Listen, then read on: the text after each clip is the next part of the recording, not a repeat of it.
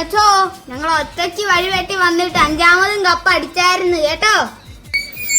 എടാ ചെറുക്ക, വള്ളം കളിക്കൊരു സത്യമുണ്ട്. തുഴ പൊക്കി പിടിച്ചോണ്ട് നിൽക്കുമ്പോ അല്ല സ്റ്റാർട്ട് അടിക്കണം. ഇതപ്പച്ചൻ പറയുമെന്ന് എനിക്കറിയായിരുന്നു. അപ്പൊ എന്നെ സ്റ്റാർട്ട് ചെയ്തിട്ടുണ്ടെങ്കിൽ KTBC ജയിക്കുമെന്നാണോ അപ്പച്ചൻ പറയുന്നത്?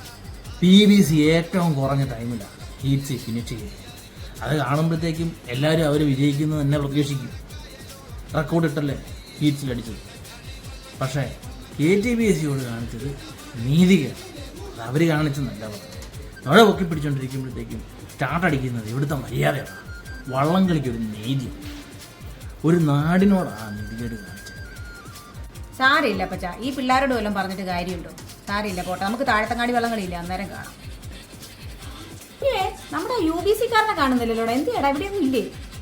പിന്നെ UBC-ക്കാരെ പറ്റിയൊക്കെ ഒരു സംസാരം. അതെ, ഇത് വള്ളംകളിയാണെന്നും ഇതിനകത്ത് തോൽവി എന്ന് പറയുന്നൊരു സാധനം ഉണ്ടെന്നും ഇടയ്ക്കെങ്കിലും അവന്മാരെ മനസ്സിലാക്കി കൊടുത്ത ഞങ്ങളാണ്. പിന്നെ ഹീറ്റ്സി ഞങ്ങൾക്ക് പറ്റിയ എതിരാളികളൊന്നും ഇല്ലായിരുന്നതുകൊണ്ട് ഞങ്ങൾക്ക് ടൈമിങ് ഒപ്പിക്കാൻ പറ്റിയില്ല. സാരല്ല, കോട്ടത്ത് കാണാം. കുഞ്ഞാവേ, നമുക്ക് കോട്ടയം കളിക്ക് PBCയുടെ ജേഴ്സി അടിക്കണം.